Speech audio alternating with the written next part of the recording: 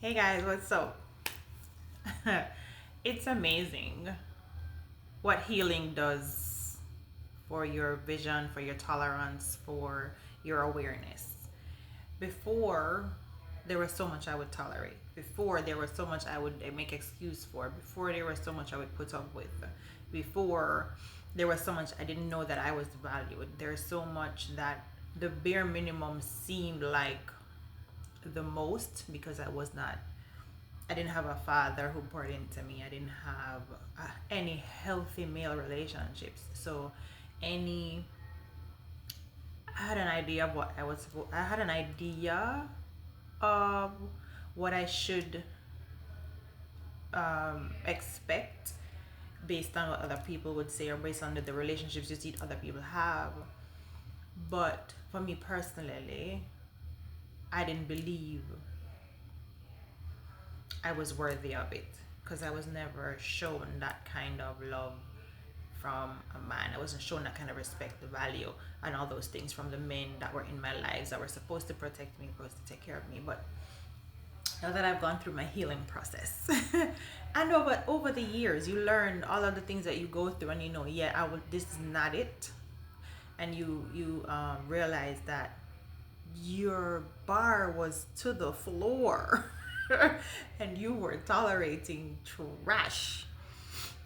So now that I have gone through and still going through my healing process, and I'm finding my value and my self-worth and my worthiness through the eyes of Jesus, through the eyes of the God who created this universe, through the eyes of the Father who I now have in God, who I've now accepted because I always had him, didn't accept him, through the love and patience and kindness and caring and high standards that Jesus has for me, I my tolerance level is this small. My forgiving level, my understanding level, sure, but what I accept and what I entertain, and not because I think all of a sudden that I'm better than anybody else, but because I have become better. I've become better. I've healed. I have a better vision, an insight, an understanding, and appreciation for myself. Because we accept what we genuinely think we deserve. We accept what we genuinely think is all that we're valuable of. We accept what we think is norm because it's been so, it's all that we've seen, or it's all that we've accepted, or it's all that we've known. Until we know better, we don't know that we don't know better. And now that I do know better, now that I have taken the time to do the work, now that I am being intentional, now that I am giving Jesus the priority, now that I have put him in his rightful place, that window of tolerance, that window of, it's not even about the other person, it's about me. It's about recognizing that I deserve better. I require better. I require more. I require growth. I require certain things now that I didn't require before because I didn't think that it was possible. Because I didn't think that that's something that I would be able to get because I didn't see myself correctly. So it's not even about the other person. I can't tell you who you need to be or how you need to be or whatever. I'm only in control of me. And I am in control of what I allow in my space. I'm in control of who I give my time, who I give my energy. I am in control.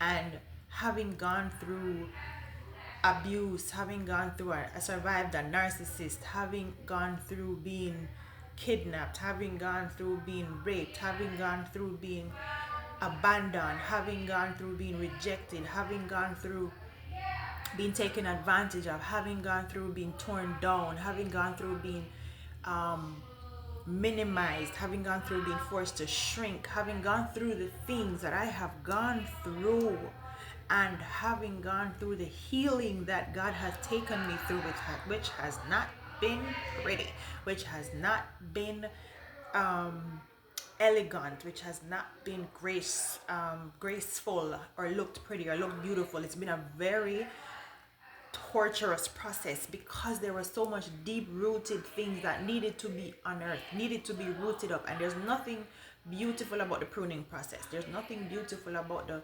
refining process. It's constant fire, it's constant tearing, it's constant death, dying to the lies that we were taught, dying to the misconceptions that we had, dying to the lies that the enemy fed us as truth, dying to the foundations that we built pyramids on that were completely cracked. And God tore it all down, and he had to go to the root of all these things and rip up all this comfortable spaces, all the spaces that I was able to hide in, all the lies that I told myself and agreed with. All of those things had to be ripped up, and that's not a pretty process.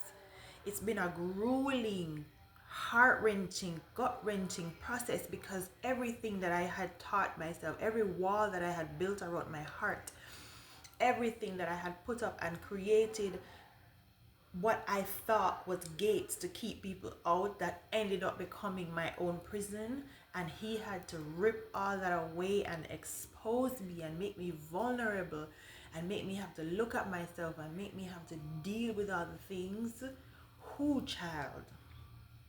I have no space or no desire to go back to any of that, because who I have become, who I was always meant to be, and who the enemy did such an amazing job at crafting and sending in the people to just tear me down and break me and try to kill me. I should be dead so many times over. And what I know for sure is no thief robs a place where there's no value. So what the Lord has had to teach me is that I've gone through all the things I've gone through because of the amount of value that I have. I've gone through all the things that I've gone through, that he left his throne to come down here and die for me. I am valuable. So I refuse to go back to mediocrity. I refuse to go back to being shrunken. I refuse to going back to playing and thinking and feeling small. I refuse to tolerate people who don't know how to respect my boundaries. I refuse. Just because you show an interest does not mean I have an obligation to retaliate or respond to your interest. I don't have the responsibility of coddling your feelings because you insist on breaking my boundaries. That's not my responsibility anymore. Usually I would try to be courteous, I would try to be nice and try not to hurt your feelings. Right now, no. And no is a full sentence. No means no means no. I don't need to give you an explanation. I don't need to have a man, which is why I'm not interested in talking to you. I don't need to have something else going on. I just don't choose to entertain you. And that's fine. That's my choice. And I shouldn't have to explain that. I should not have to be now concerned or put the burden of your feelings. Because you have a desire for me does not mean I have to now automatically entertain you. Just because you have an interest does not mean I now automatically have to give you my time, give you my peace, give you my attention. I appreciate it, I understand it. However, there's no reciprocation here. Have a good day. God bless you. Keep it moving. And that should be enough.